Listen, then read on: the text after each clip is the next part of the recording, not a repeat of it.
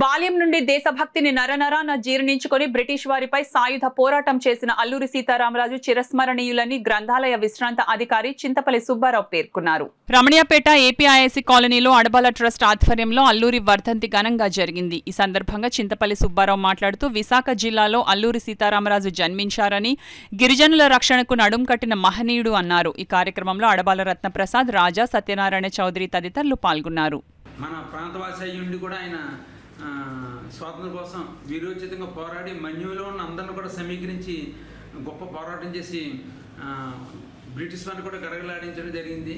వారి యొక్క స్ఫూర్తితో మహాత్మా గాంధీ వాళ్ళందరూ కూడా నాయకులందరూ కూడా మా అల్లూరి సీతారామరాజు స్ఫూర్తి తీసుకుని వీరు పోరాటం చేసి మనకు స్వాతంత్రం సంపాదించారు. అటువంటి మహనీయులందరూ కూడా అంటే మనకి స్వేచ్ఛావాయువులు ప్రసాదించిన ఇటువంటి అల్లూరి సీతారామరాజు వ్యక్తులందరూ కూడా మనం స్మరించుకోవడం మన యొక్క ప్రతి ఒక్క భారతీయుల యొక్క బాధ్యత. పోరాటాలు చేసి ఎందరినో చైతన్యవంతం చేసి బ్రిటిష్ వాళ్ళు దడదడలాడించినటువంటి ఒక మహనీయుడు.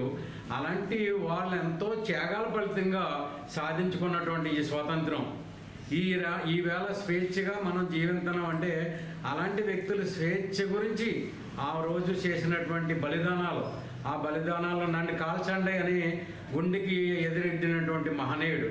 అలాంటి అల్లూరి సీతారామరాజు గారికి గత సంవత్సరంలో మన కేంద్ర ప్రభుత్వంలో మోడీ గారు అది కూడా భీమవరంలో అల్లూరి సీతారామరాజు విగ్రహావిష్కరణ చేయడం జరిగింది. ఆ రకంగా అలాంటి మహనీయుడి యొక్క నివాళులు అర్పించుకుంటూ ఆయన చేసినటువంటి కృషి, దేశభక్తి మన అందరికీ మనం గుర్తించుకుని ఎందుకంటే కాకినాడలో కూడా మిగిలిన కొన్ని అల్లూరి సీతారామరాజు సంస్థ కూడా వాళ్ళ కార్యక్రమం నిర్వహించుకుంటారు.